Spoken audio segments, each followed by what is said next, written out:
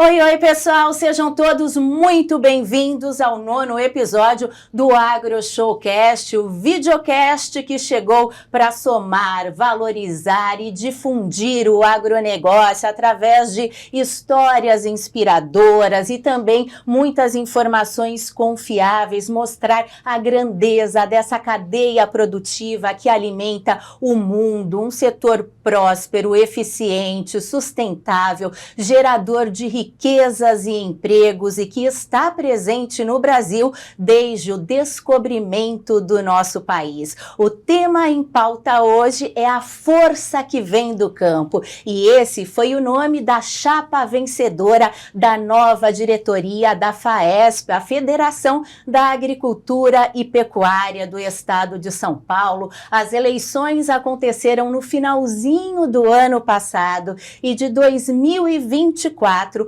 a 2028, a FAESP será liderada por um produtor rural que é um verdadeiro entusiasta do setor, apaixonado pelo agronegócio, uma pessoa empreendedora e que desde muito cedo conviveu com grandes mestres da agricultura e da pecuária nacional. O seu maior exemplo, inspiração, é o pai, sem dúvidas. E está aqui comigo hoje, então, Tirso de Sales Meireles, o presidente da FAESP. Tirso, primeiramente, muito obrigada por aceitar o nosso convite. E aqui no Agro Showcast, você está em casa, viu? Eu estou muito feliz, Paulinha, de estar aqui com você, porque aqui você passa e transmite aos teus telespectadores a importância da verdadeira notícia que realmente traz a sustentabilidade do agronegócio. É isso aí. E novo ano, Tirso, novos desafios e uma nova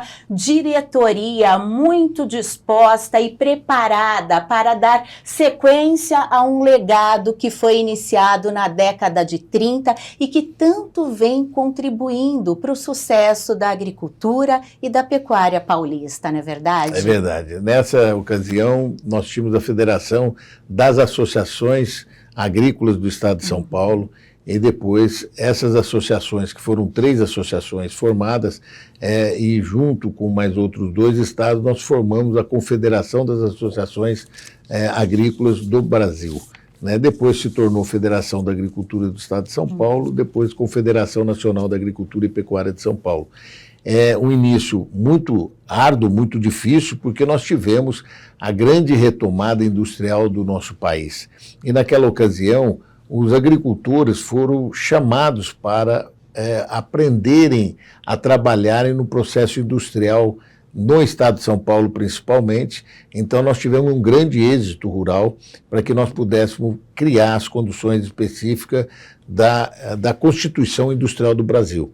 E nisso nós tivemos uma falta de mão de obra importante no campo. Naquela ocasião, para você ter uma ideia, vamos fazer um rápido análise. Eu falaria para você 50, 60 anos atrás, não 80, como nós já estávamos falando da década de 30, mas de 60, 80 anos atrás, nós só tínhamos 2 produtos. Nós tínhamos o café e tínhamos o açúcar. Nós importávamos tudo. E aí nós tivemos grandes nomes importantes na ocasião que criaram e desenvolveram vários nomes importantes, que foi a nossa Embrapa. E a nossa Embrapa, eles pegaram grandes profissionais e mandaram para o mundo afora para se especializar no processo como um todo. E aí nós conseguimos dominar a agricultura tropical. A agricultura tropical é uma agricultura que realmente faz uma diferença muito grande na concorrência mundial, porque nós podemos produzir 3 safras por ano na mesma área.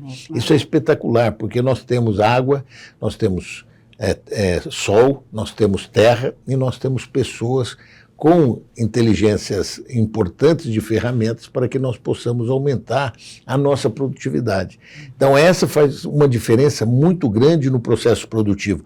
Por isso que o Brasil se tornou o grande exportador. E olha, para você ter uma ideia, nós exportamos apenas em torno de quase 40% para o exterior. 60% fica no nosso país, é consumido no nosso país. E hoje a nossa cesta de alimentos para a nossa sociedade é uma das mais baixas do mundo inteiro. Como você falou, né, Tirso, um país que passou de importador de alimentos, né, se a gente pega aí há 50 anos, 30% do que o Brasil consumia era importado. O Tirso acabou de dizer que hoje somos um dos maiores produtores, exportadores de alimentos do mundo e um dos países com mais potencial de dobrar a produção alimentar sem expandir áreas. Isso é sustentabilidade. O Brasil é um país que tem sustentabilidade na veia. Paulinha, você tocou num ponto muito importante. Há 10 dias atrás eu estive na OCDE, né? E a OCDE é um grupo de 42 países de alta sustentabilidade econômica no mundo inteiro, que a sede fica em Paris, e nós fomos falar sobre o nosso agronegócio e a nossa sustentabilidade. E eles ficaram muito surpresos, porque tudo isso que nós produzimos, que você acabou de dizer, nós produzimos 140 milhões de toneladas, além da quantidade de toneladas de cana, além da quantidade de suco de laranja que a gente produz, além do café, além de todos essa potencialidade que nós temos, nós utilizamos 9% da área do Brasil. Quanto os Estados Unidos usa 45%, quanto os outros países usa 70%, nós usamos 9% para a agricultura. E aí você falou muito bem, nós podemos expandir esse processo em cima da própria pecuária. Hoje a pecuária tem praticamente 180 milhões de hectares. E desses 180 milhões, nós podemos tirar tranquilamente os 40 milhões de hectares. É o que o nosso ministro Carlos Fávaro fala, que nós podemos potencializar 40 milhões sem derrubar uma árvore, porque nós já temos essa parte aberta. Sim. E nós podemos também potencializar a pecuária, mesmo perdendo os 40 milhões de hectares. Porque hoje nós usamos 1,5 cabeça por hectare. Dá para nós colocarmos 3 cabeças por hectare. Então, quer dizer, tranquilamente dá para você potencializar a pecuária e potencializar a agricultura. Então, o Brasil é visto como um país da sustentabilidade, um país da produção, para que nós possamos assegurar a segurança alimentar, não só do Brasil, mas do mundo todo. E com isso tudo, né, Tirso, a gente sabe aí, tem dados da ONU que mostram que até 2050 seremos 10 bilhões de pessoas no mundo. Mais do que alimentar as pessoas, eu acho que o agronegócio, ele alimenta a esperança de um mundo melhor. A gente sempre diz, né, que o agronegócio, ele leva a paz, porque onde tem fome não há paz. Então, a gente tem que despertar esse orgulho nos brasileiros desse setor vital. Ao falar, por exemplo, do estado de São Paulo, o desenvolvimento do estado de São Paulo passa pelas mãos do agricultor, do pecuarista, não é verdade? Olha, você falou uma coisa, Paulo, é muito interessante. O doutor Fábio, há praticamente 40 anos atrás, ele usa uma frase muito forte, que é o nosso slogan: plante, cultive e colha a paz. Então, com alimentação, você tem paz, você tem efetivamente a tranquilidade que a pessoa vai se alimentar, ele tem condições de estudar. Eu vou dar um exemplo para você. Nós temos um estado, que eu não vou comentar o nome do estado, só para não criar nenhuma polêmica, mas nós temos um estado que é um estado carente. Mas é um estado que eu estive lá várias vezes nesse estado, e é um estado carinhoso, um estado que te recebe de braços dados, né, abertos, né? E nesse momento eu vi que existia uma certa carência, né? Mas o que aconteceu? Eu não via pedinte, eu não via ninguém na rua. E um dia, naquela ocasião, eu fui numa farmácia, aí veio uma senhora pedir que eu comprasse um remédio para ela. E assim eu fiz, comprei o remédio. E aí eu apercebi do seguinte, que aquele estado, ele era tão vigoroso, que aquelas pessoas carentes, ela não tinha problema de fome, porque lá tinha frutas, tinha peixe abundante, então a pessoa, se ela tivesse necessidade de alimentar sua família, ela ia no local que é público e colhia a sua fruta. Ia no rio e colhia e pescava seu peixe. Então, quer dizer, não passava fome. O grande problema de uma sociedade é quando as pessoas passam fome. E aí cria grande situação. É por isso que hoje, Paulinha, nós temos hoje 2 bilhões de euros por dia contra a agricultura brasileira de subsídio, que o mundo paga para o seu agricultor produzir com prejuízo, e aquele prejuízo quem paga é o governo, para que ele possa se sustentar naquilo que ele produziu. Mas por que o governo faz isso? Porque se um dia tiver guerra, se alguém parar de encaminhar alimentação para aquele país, ele tem uma guerra interna. Então eles mantêm o processo como um todo para a segurança alimentar futura deles. Então você vê como nós tivemos de nos reinventar no processo como um todo, para que a gente pudesse concorrer com essas pessoas, que são 2 bilhões de euros contra a agricultura. Nós não temos subsídio. O único subsídio que poderia ter, ou dizer algo nesse sentido, seria se tivesse a subvenção de seguro, que o governo seguraria o processo como um todo. Até mesmo no aspecto de preços mínimos que nós tínhamos anteriormente, que era o quê? Eu, produtor rural, produzo. Mas o meu preço mínimo, ele ficou abaixo do meu custo. Então, o governo tem de chegar no preço do custo para que você possa manter a sua atividade. Então, ele compraria com preço até mais baixo e aí ele deixa como sua reserva, para que quando ocorresse uma alta daquele produto, ele já tem um produto com valor mais baixo, ele reduziria o valor do mercado, especificamente para o setor produtivo, ele ganharia e reconduzir o processo. Por exemplo, nós tivemos época aí que a soja, o milho, estava muito elevado. Como que fica, por exemplo, a alimentação dos animais? Então, o governo tinha de fazer leilões para que os pecuaristas, pequenos e médios pecuaristas, pudessem comprar para manter a atividade em funcionamento, que seria a pecuária. Então, ele faz o equilíbrio. Mesmo assim, hoje nós não estamos tendo isso, né, que é fundamental para você ter o equilíbrio das pessoas para se manterem na atividade agropecuária. O mundo põe subsídio, nós colocamos qualidade e produtividade. Agora, exatamente. Agora, aproveitando, né, que você falou disso, de subsídios, a gente sabe que a FAESP é a porta-voz, né, dos produtores, não só paulistas, dos produtores nacionais. Como está a relação de vocês com os governos, seja estadual, seja o governo federal? Eu sei que recentemente o senhor esteve com o vice-presidente da República, Geraldo Alckmin, né, tentando aí minimizar os prejuízos dos produtores paulistas, que no ano passado amargaram aí uma quebra de safra de 6,7%, de 7,6%, ou seja, quase 8%. Os números são ainda maiores, né, se a gente pegar aí Brasil, devido aos efeitos climáticos do El Niño. Então, queria ouvir um pouquinho do senhor sobre isso. O que vem sendo feito para ajudar o produtor? Paulinha, quando você assume uma posição numa instituição, você não pode ter partido político. Você não pode ter cor política. Então, nós, como estamos como presidente da entidade, então eu não sou nem de um partido nem de outro. O meu partido é o produtor rural. Então eu tenho de fazer o melhor possível para manter aquela família, aquele trabalhador em atividade. Então eu trabalho dessa forma e isso é um legado que eu recebi do Dr. Fábio, que ele sempre fez isso. Eu acho que esses praticamente 60 anos de trabalho, que nunca tirou férias na vida dele, foi trabalho ecúmeno para ajudar os pequenos e os médios produtores rurais.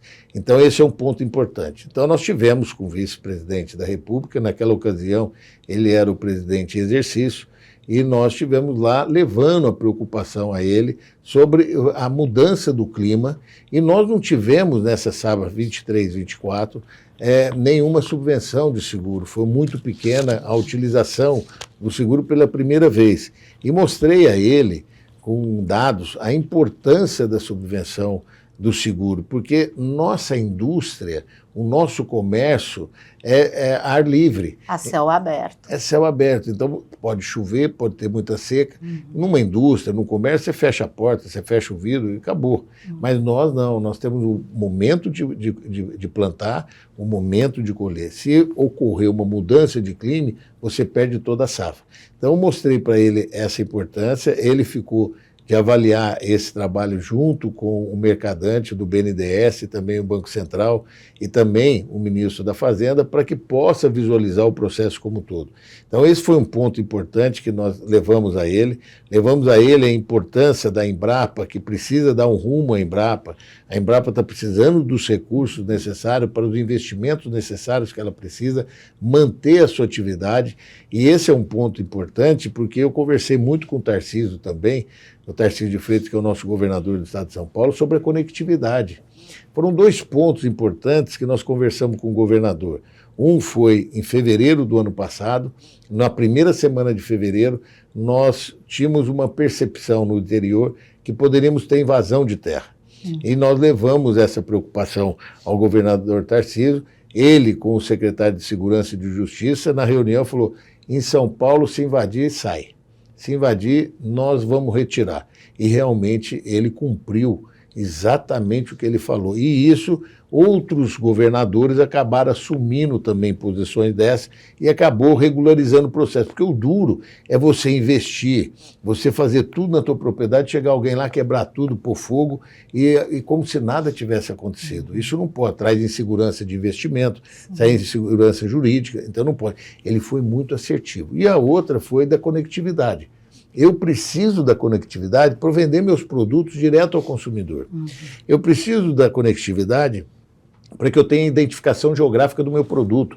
Para você pegar o QR Code do meu produto que estiver no mercado e você vai saber o que eu utilizei de herbicida, o que eu utilizei de adubo, qual a terra que eu usei, quem que colheu. Então você tem toda a rastreabilidade do meu produto.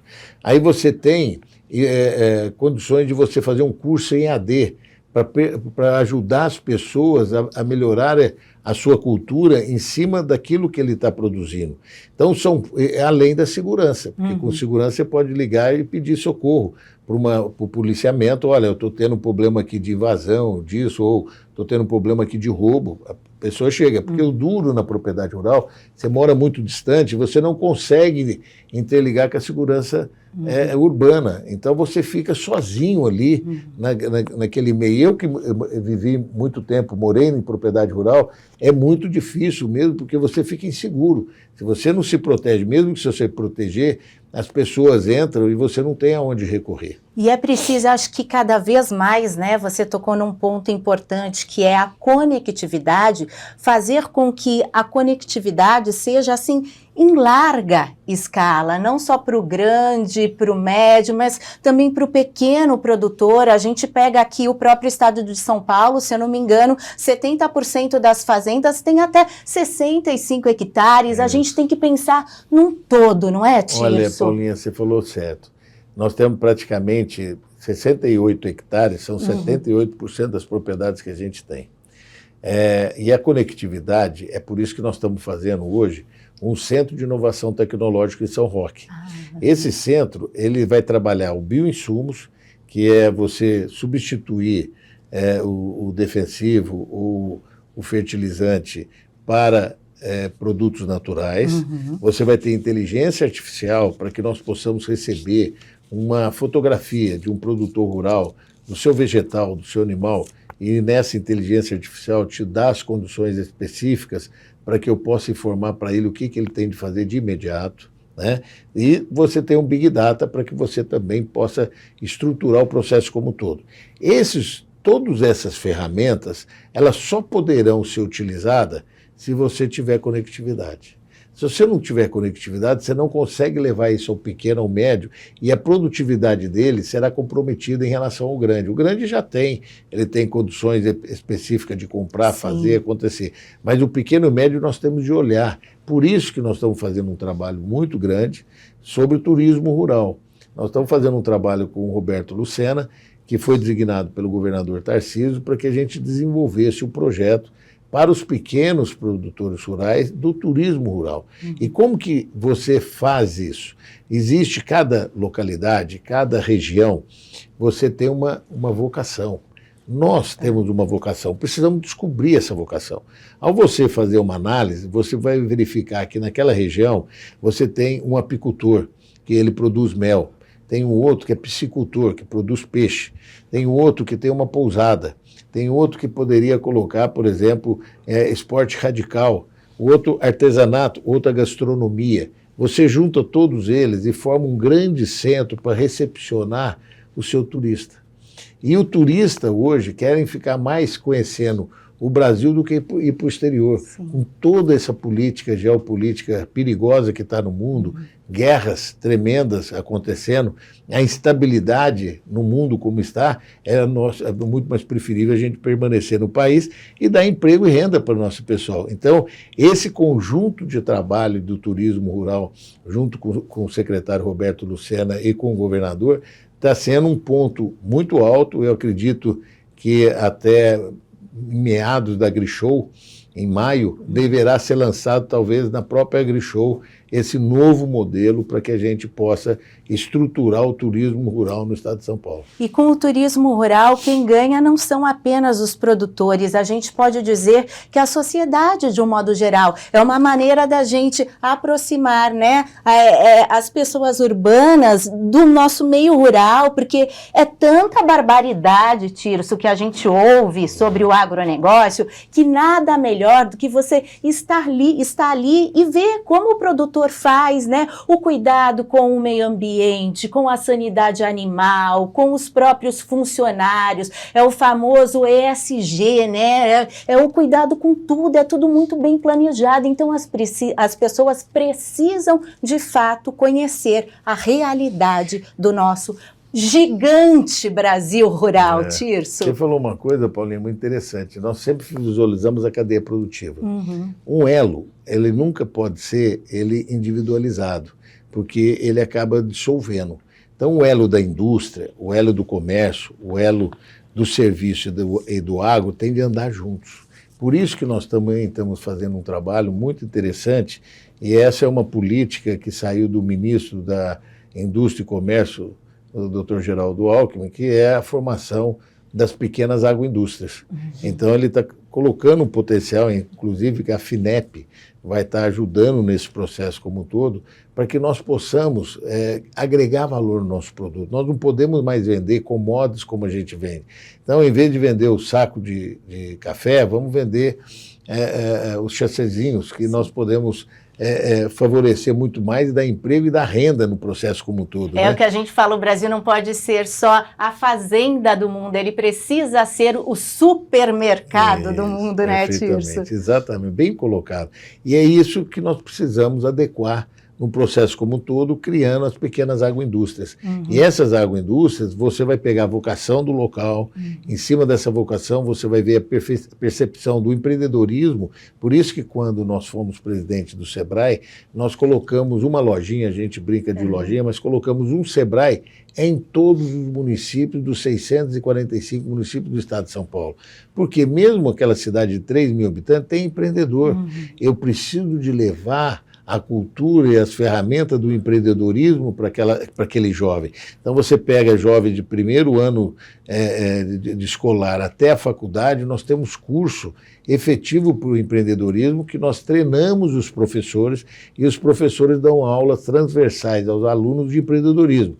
Por isso que no Sebrae nós fizemos uma faculdade de empreendedorismo, para que a gente possa estimular o empreendedorismo dos colaboradores do Sebrae, como também levar essas informações, tanto como, por exemplo, a Patrícia, que é a nossa presidente da OAB, o primeiro convênio que ela fechou conosco foi quando ela assumiu a OAB, é a primeira mulher que assume a OAB de São Paulo ou do Brasil, e nós fizemos um convênio onde o Sebrae ensina o empreendedorismo aos advogados que estão estudando ou no último ano, para que eles possam abrir seu próprio negócio. porque os estudantes ficam muito estruturados na teoria, mas quando você vai montar o seu próprio negócio, ele não tem o conhecimento da gestão. Então, ele precisa ter o conhecimento da gestão, do seu plano de negócio para abrir efetivamente. Por isso que o agro, ele sempre foi permeado por você levar extensão rural, levar conhecimento a eles, para que eles possam manter no processo como um todo. E é por isso que a conectividade é fundamental. Bacana. Tirso, a gente falou, né, sobre a quebra na safra de grãos no último ano, né? Mesmo com isso, aqui no estado de São Paulo, nós tivemos números, né, dados bem expressivos em relação ao agronegócio, que foi o único setor com superávit.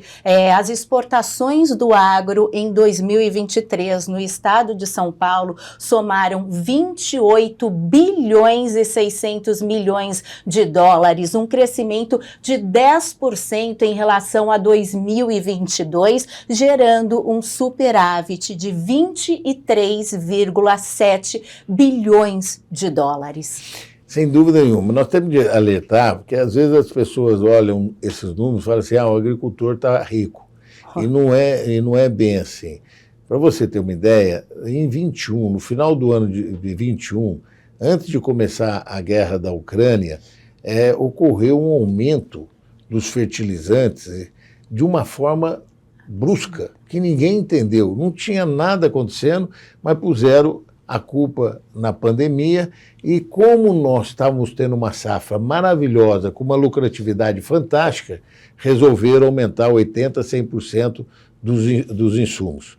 Então, nós perdemos parte do nossa lucratividade. Aí veio 22, aí começou a guerra da Ucrânia com a Rússia. Aí subiram mais ainda os insumos. Então, nós diminuímos mais ainda a nossa margem de lucratividade. E olha que nós continuamos a produzindo, batendo recorde na produção e fazendo o processo como um todo. Aí entramos em 23. Diminuiu parte dos insumos, mas não antes do valor daquilo que nós tínhamos em 21. E veio o El Niño e realmente atrapalhou muito. Nós tivemos locais aí de perda significativa, de 60% ou total da produção, porque realmente naquele momento não germinou a semente, mesmo que seja uma semente de alta qualidade, nós perdemos, tiveram de plantar novamente, e mesmo assim a produtividade foi muito baixa. Tivemos essa lucratividade, você pega a lucratividade, não, esse saldo, né, que foi extraordinário. Para você ter uma ideia, no agronegócio em geral, no Brasil todo, nós tivemos uma venda para o exterior de 160 bilhões de dólares. E desses 160 bilhões, nós importamos 10 bilhões. Nós tivemos um superávit de 150 bilhões. Quanto que os outros setores acabaram perdendo, tiveram um prejuízo aí de 50 bilhões. Então, a balança comercial, que é a receita que entrou para o Brasil para ter realmente fluxo de caixa para os investimentos, para pagamento de outros fatores, o próprio governo que recebe o imposto disso, foram de 99 bilhões de saldo da balança comercial. E isso vem sendo feito nos últimos 10 anos. 10 anos. Então é por isso que o governo precisa de ter uma atenção especial do agro. O agro não tem cor, o agro é aquele que produz para o país. E nós precisamos de valorizar esses homens da terra. Eu vou dar um exemplo. Nós temos uma propriedade em Mato Grosso, e eu desço em Goiânia e ando 750 quilômetros de carro. Eu pego a caminhonete e ando 750 quilômetros. No percurso dessa estrada que eu percorro, eu passo por volta de mais ou menos 500 caminhões. Caminhões que puxam a safra. Ou eles estão no posto, ou eles estão carregando, ou eles estão descarregando. São 500 caminhões só naquela vez, naquele período que eu rodei ali, que nós estamos falando aí de 7 horas, 6 horas. Você pega cada caminhão desse, custa 3 milhões de reais. Estamos falando de 500, nós estamos falando de 1,5 bilhão só de equipamento para transportar a safra. Além de todo o componente que você precisa dos seus equipamentos de trator, colhedeira e mão de obra trabalhando no processo como todo. Então, é um gigante esse país. É por isso que hoje, quando nós dominamos o trópico, nós temos 3 safras por ano. Então, hoje, quem tem possibilidade disso é a Indonésia, é o Congo e é o Brasil, que é a linha que realmente dos trópicos, que pode ter essa produção toda. E quem tem a tecnologia de todo esse envolvimento é o Brasil. Então, nós temos de valorar muito esse processo, como aqui no estado de São Paulo, tivemos esse superávit, conseguimos fazer uma exportação de 29 bilhões de dólares e tivemos superávit aí de 1 bi de dólares sobre o processo como um todo. Cada suco de laranja, praticamente 90% da produção de suco de laranja é do estado de São Paulo. Cada 10 copos de suco de laranja tomado no mundo, 9 vem do Brasil. Então, quer dizer, a potencialidade que o país tem, isso sem derrubar uma árvore, mostrar realmente a eficiência. Muitas pessoas falam do problema da nossa comunidade indígena. Nós somos muito amigos dos indígenas, temos uma amizade muito grande, desde o Dr. Fábio, inclusive, um cacique que teve seu filho, teve um neto, e foi lá e pediu para o Dr. Fábio permitir colocar o nome dele, o Dr. Fábio deixou, porque bacana. Sempre ele ajudou ele, quando foi pedir alguma coisa, o Dr. Fábio sempre dava semente, dava adubo, dava condições para ele progredir. Então nós sempre fomos muito ligados aos indígenas. Hoje o que nós estamos querendo é mudar o foco. Os indígenas não querem mais terra. Os indígenas têm 117 milhões de hectares. Nós utilizamos 90 milhões de hectares para produzir tudo isso. Com 117 milhões de hectares, nós estamos falando aí em torno de 800 mil índios, você vê que é uma quantidade muito considerável. Nós precisamos mudar o foco, o indígena precisa de sobreviver. Ele precisa de ter condições dele explorar a sua própria terra, dele ter as condições específicas de conseguir recursos para sobreviver com a comunidade indígena. Hoje estão morrendo, não tem condições nenhuma. E o que adianta ter aquela quantidade de terra se eles não podem produzir? Você pega os Estados Unidos, teve realmente problemas com indígenas lá, não vamos entrar no mérito, mas os indígenas lá têm, Hard Rock é dos indígenas, né? Os cassinos são dos indígenas, eles têm condições financeiras de sobreviver. O que não pode é nós vermos os nossos indígenas que estão aqui passando fome, passando dificuldade médica e não tendo condições de ter a sua própria produção para que eles possam ser autossustentáveis. Esse é o grande problema. Então, o marco temporal, em 1988, com a mudança da Constituição, imagina, foram praticamente 8 anos estudando toda a reforma da Constituição e ainda você teve os seus 500 e tantos deputados e senadores debruçados em cima daquilo e foi marcado o marco temporal. Agora, você muda isso, então quer dizer, cadê a segurança jurídica no país? Nós não podemos brincar com a segurança jurídica do país, ela tem de ser sólida, cada vez mais sólida para você ter os investimentos necessários. Esse é um ponto importante e foi o que aconteceu no Pontal do Paranapanema, quando na interseção do Rodrigo Garcia e com o Tarcísio, foi feita uma lei do Pontal do Paranapanema e regularizou as terras do Pontal do Paranapanema.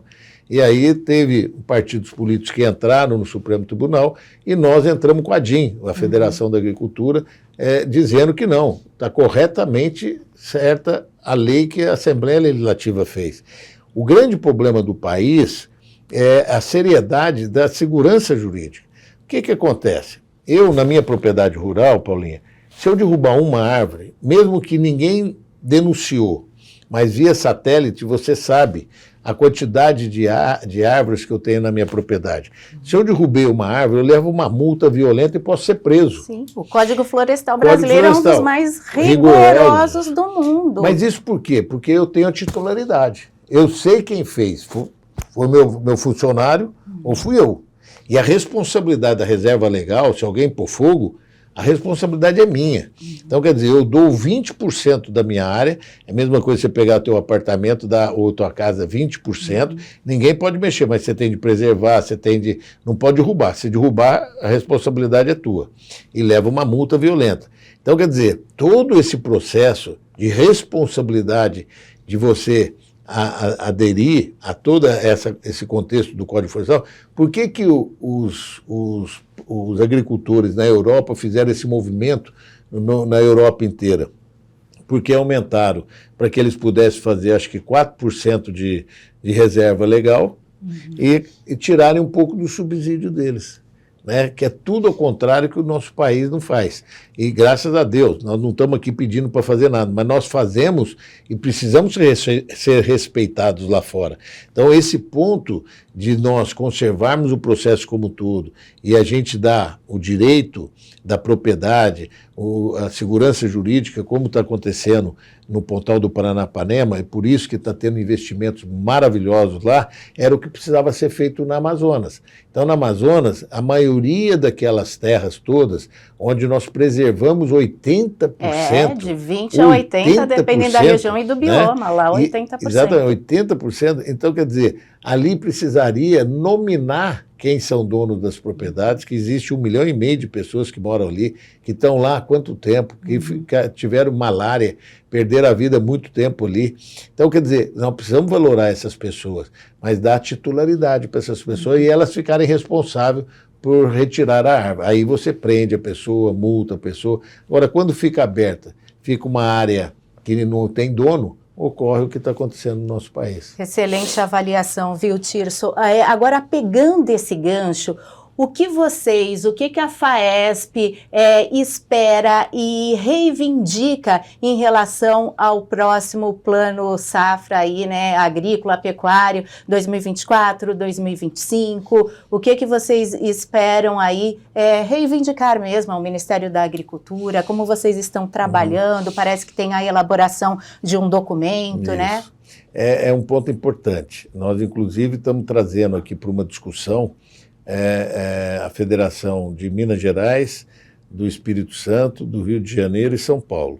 E estamos chamando os nossos coordenadores e os coordenadores adjuntos das 17 comissões técnicas que nós temos, para que nós possamos verificar qual é o melhor projeto que a gente possa encaminhar para a CNA, encaminhar para o Congresso, para que nós possamos ter uma voz única.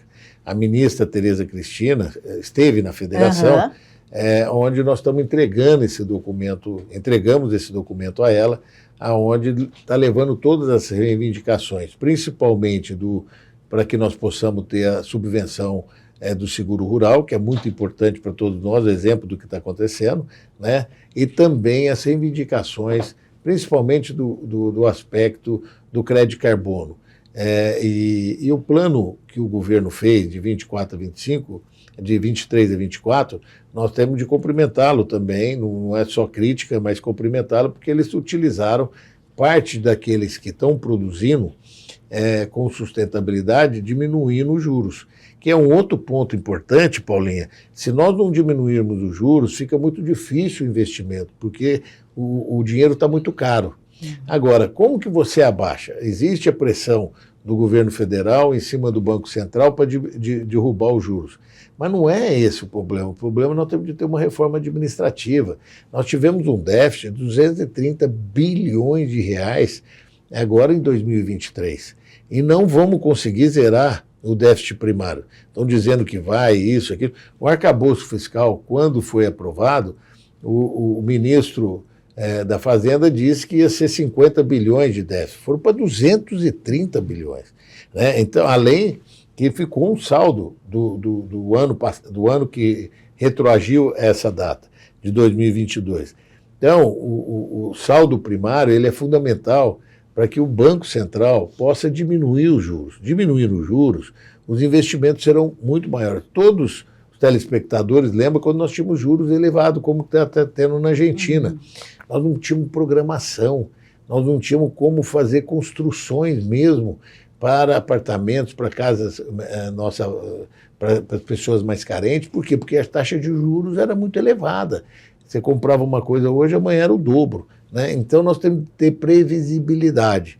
Então o governo precisa diminuir para que a gente possa ter um juros menor, tem que ter uma reforma administrativa, mesmo que demore a reforma, diminua os seus gastos, os gastos estão muito elevados. E agora tem uma reforma tributária que muito me surpreendeu. Eu fui o único de voz que falava assim, vamos postergar um pouco mais, para que a sociedade possa debater o que vai ser feito. Então o que aconteceu? Não, temos de fazer e tal. você precisava de 2/3 do Congresso para você mudar a Constituição. Mudaram a Constituição com 2/3, mas tudo com lei complementar. E a lei complementar é metade mais um do Congresso, fica mais fácil para eles fazerem o que quiserem. Agora nós temos de ficar em cima. Então o que aconteceu? Não, o IVA, que vai ser um imposto que vai ser definido, estão dizendo que não vai ser o mais alto do mundo, vai ficar em torno aí de 27%, já é altíssimo, porque agora, há um mês atrás, aumentaram os combustíveis em 12,5%, porque falaram que os estados que se não aumentasse, ia perder a receita de ICM depois, quando retornasse, antes de entrar a reforma tributária. Ninguém falou nada. Subiu 12,5% dos combustíveis. Isso tudo reflexo do quê? Da reforma tributária, que ainda vem um IVA. Então, quer dizer, nós estamos entrando num processo muito perigoso. A sociedade precisa ficar muito atenta para acompanhar todo esse processo. Caso contrário, nós vamos ter um imposto muito elevado de consumo, que é terrível isso, aumentar da forma que está. Então, você pega agora, o próprio ministro da Fazenda está querendo levar no G20 o aumento de imposto de patrimônio. Então nós temos, mas os Estados Unidos tem isso, tem, muito bem, mas o de consumo dele é lá embaixo, o valor do imposto de consumo é lá embaixo, e o patrimonial é elevado. Agora vai querer levar os dois, e nós produtores rurais, como você conhece muito bem, nós começamos do nada. As nossas propriedades rurais não valiam nada. Eram terras que nós tínhamos de desbravar. Se você não desbravasse, você teria problema de reforma agrária. Era uma pressão total. Nós tínhamos de refazer o nosso solo. Organizamos tudo e foi ocorrendo uma valorização. Então, hoje, patrimonialmente, o produtor tem recurso, mas financeiramente ele não tem. E agora quer taxar patrimonialmente, aumentar patrimonialmente no país. Então, quer dizer, por que não fazer primeiro a lição de casa e diminuir as despesas governamentais? Para que efetivamente possa dar as condições para uma produção maior da sociedade. E não querer aumentar imposto. É o lógico, é o necessário, né, Tirso? Agora eu queria falar também de uma conquista importante do Estado de São Paulo no ano passado. Vocês realizaram, após 56 anos de vacinação, a última campanha em novembro de vacinação, né, contra a febre aftosa. Agora o Estado já é livre da doença, sem vacinação. Inclusive, em abril vai ter um evento, né? Paulinha, você lembrou muito bem. São 60 anos, Paulinha. Você Olha. falou 56, exatamente. Mas até o processo veio para cá a panaftosa, fazem 60 anos. A panaftosa é um órgão internacional ligado à Organização Mundial da Saúde. E nessa ocasião, nós criamos o Conselho Nacional de Pecuária de Corte. O Dr. Fábio conduziu esse processo, depois nós tivemos João Carlos Souza Meirelles, que foi presidente, depois nós tivemos o Manuel Henrique, que hoje é o presidente do SEBRAE, também foi presidente, o Guedes, Sebastião Guedes, um grande especialista, um cara muito querido, um abraço ao Sebastião Guedes. Nós fomos também presidente desse Conselho Nacional de Pecuária de Corte e nós começamos a fazer um trabalho muito grande nesse sentido. E percebemos que não adiantava nós nos protegermos só. Então nós fizemos aí uma parceria com o Sindicato da Indústria de Medicamentos, o SIDAM, e conseguimos as vacinas extras que eles nos deram, nós doamos para a panaftosa, e a panaftosa fez uma vacinação nos países vizinhos, porque ela, como órgão internacional, ela consegue levar e fazer gratuitamente a vacinação nos países que tinham a febre aftosa. E acabou selando a nossa divisa, porque o grande problema é que a nossa divisa é muito grande e é por cerca ou nem cerca, o gado passa por um lado, passa por outro e traz. Então resolvemos esse problema, isso foi muito importante. Então você sabe que Santa Catarina já tinha livre de febre aftosa, depois veio o Paraná, depois veio o Rio Grande do Sul, parte do Norte e Nordeste também já está sem vacinação já há um bom tempo, e ficou faltando o grupo 4, que é o mais pesado, que seria Rio de Janeiro, Minas Gerais, Mato Grosso do Sul, São Paulo, né, Sergipe. Então, todos esses estados estão no grupo 4 que precisaria retirar a vacinação. Fizemos todo esse trabalho, está faltando agora, o governador Tarcísio ficou de fazer um projeto de lei, onde nós demos as condições e explicamos a ele a importância desse projeto de lei para a gente fazer o fundo. E esse fundo é fundamental para tranquilizar o produtor rural, o pecuarista. Porque se você tem algum indício da febre aftosa, como você conhece, e nós já tivemos lá atrás um bom tempo, você tem que pegar um raio de 40, 50 quilômetros, e aí todo aquele rebanho de 40 quilômetros você tem de matar. E quem vai pagar ao pecuarista aqueles animais que foram mortos? Por isso que tem que ter esse fundo estratégico, financeiro, para poder pagar o pecuarista. Além disso, nós temos que ter também a quantidade de vacinas guardadas, né, para que você possa, numa emergência, você fazer essas vacinas rapidamente. Então, estão faltando esses 2 pontos para serem adequados. O mapa, o Ministério da Agricultura está nos ajudando muito nesse sentido.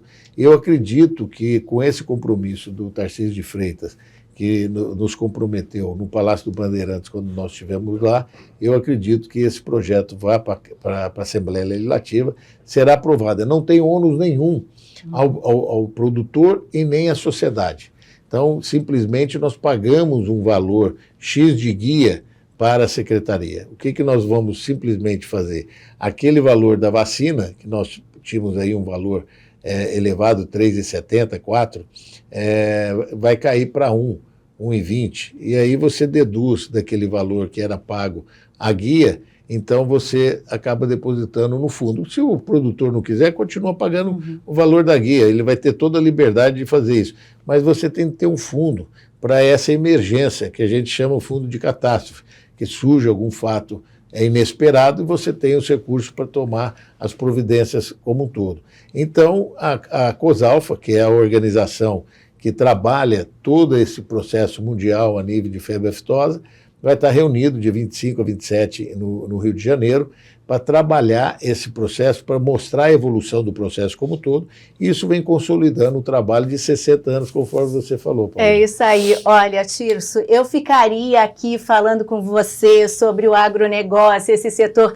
que é a sua paixão, e minha também, não como produtora rural, mas como jornalista. Eu sempre me dediquei ao agronegócio por muito mais tempo, mas eu sei que você tem compromissos também agendados ainda para hoje. Então, nessa reta final, eu queria falar um pouquinho das suas raízes rurais, né? Você nasceu aqui no estado de São Paulo, na capital, mas morou em Franca, morou em Ribeirão Preto. Ao longo desse bate-papo, né, o pessoal pôde acompanhar você várias vezes falar Dr. Fábio. Dr. Fábio é o pai do Tirso, que eu disse lá na abertura do AgroShowcast, que foi a pessoa que ele mais se espelhou, se inspirou. E eu sei que é sempre com muita emoção que você fala sobre as suas raízes rurais, sobre a sua avó. É todo um filme que passa na sua cabeça, porque até hoje você ainda pede a bênção para o pai, para a mãe, não é isso, Tirso? É um momento histórico mesmo. Eu nasci aqui muito pequenininho, fui para Franca, né? E de Franca nós vivemos na nossa propriedade rural, né? São propriedades que de 1884, nós temos, tem uma outra de 1890, né? Então isso vem da família há muito tempo, né? E, então a gente vivia junto à propriedade. Lá nós fazíamos queijo, nós fazíamos iogurte, fazíamos sabão, detergente, tudo você tinha dentro da sua propriedade, você não precisava comprar nada fora. Doce, eu aprendi a fazer doce com a minha mãe, porque eu tinha de ficar no tacho para fazer chegar ao ponto, então eu aprendia todo o processo, mas antes você tinha de colher a goiaba, e as goiabas naquela época era goiaba que nascia naturalmente, você não tem as goiabas de hoje, que é uma produção de qualidade específica, né? Eram que você tinha de pegar na tua mata virgem que você tinha, que você tem na propriedade rural. Então a gente viveu muito ali, a gente lidou muito com os animais quando precisava levar de uma propriedade para outra. Então você ia com gado porque você não tinha caminhão para transportar gado, então você ia pela estrada e eu ia com os peões juntos, então era muito gostoso porque você dormia junto com a comitiva, né? E isso é muito bacana porque é daí que surgiu a festa de peão, essa coisa toda, porque quando você encontrava as boiadas, então você ficava todo mundo junto e ali você tinha a concorrência de quem fazia comida melhor, então é por isso que tem a queima do alho. Quem faz a comida melhor é chamado hoje queima do alho, né? E aí você tinha um potro que nascia, um bezerro que nascia, e aí alguém ia adestrar o potro, então começava a ter realmente quem ficava mais tempo em cima daquele potro. E aí foi surgindo os rodeios, né? Essa é a história toda que acontece.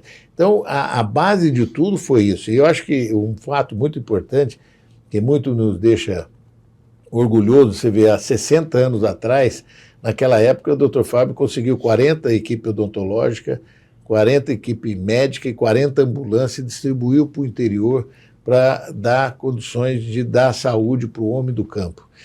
Naquela ocasião tinha município que nem ambulância tinha, né? Então é um trabalho realmente de sustentação para o homem do campo. Quando nós viemos estudar em São Paulo, o pessoal me chamava de botina amarela, né?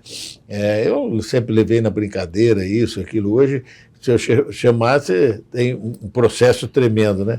Mas naquela época era assim, as pessoas da cidade viam a gente como Jeca Tatu, né? E nós éramos mesmo uma pessoa muito mais simples, a gente recebia a roupa dos irmãos mais velhos e se sentia orgulhoso de receber uma roupa de um irmão, né? Hoje, quando você vai dar uma roupa para uma pessoa, mesmo que você usou uma vez só, você tem que tomar cuidado, porque a pessoa pode se sentir ofendida. A gente recebia, isso era normal, era salutar, era gostoso.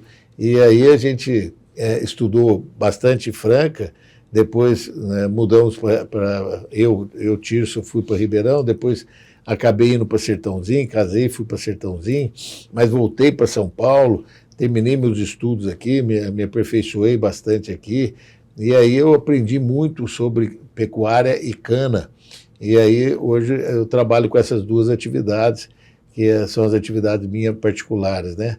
Você fala que os seus amigos eram os amigos do seu pai, né? Exatamente. Você conviveu muito Esse com eles, é um fator né? importante, porque quando eu estava estudando aqui, Paulinho, os amigos do Dr. Fábio, eles tinham a idade do Dr. Fábio.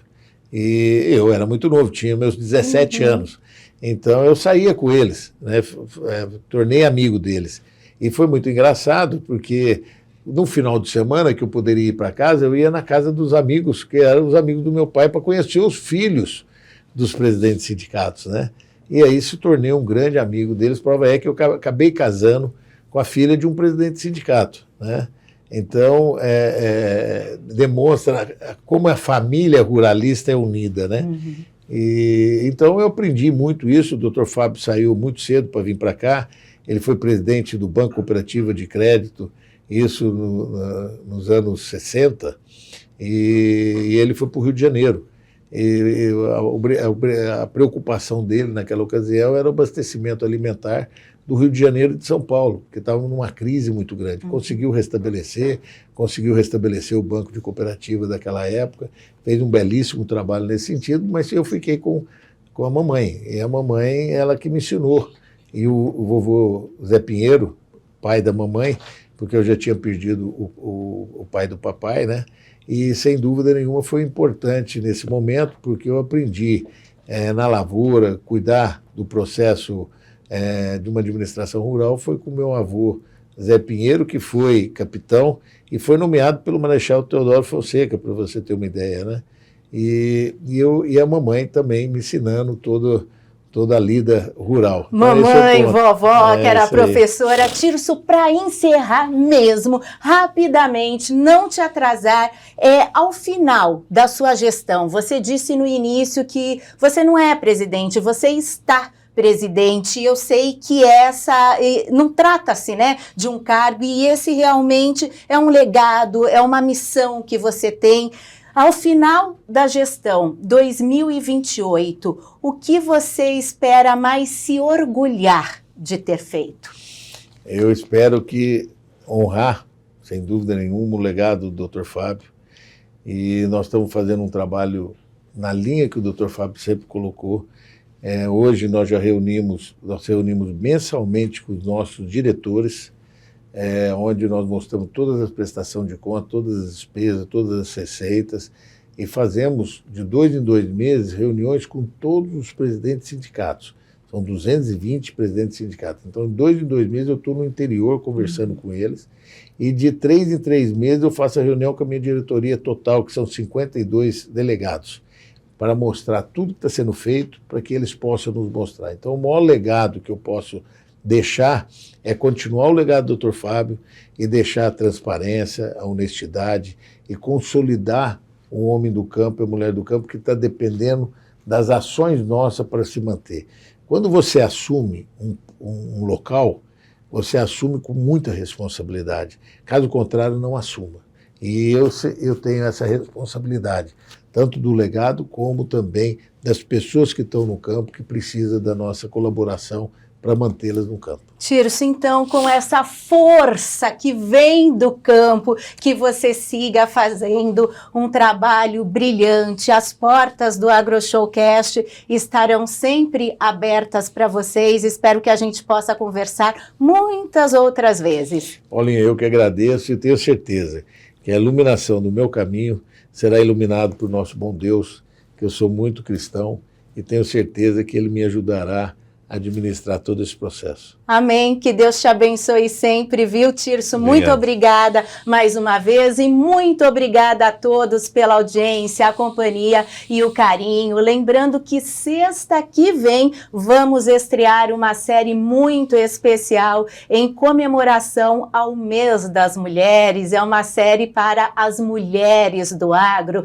Lideranças femininas estarão presentes aqui no AgroShowcast. Eu conto com a audiência de vocês. Muito obrigada e até semana que vem. Não esqueça também, quem ainda não está seguindo as nossas redes sociais, bora lá. Até mais, gente. Tchau, tchau.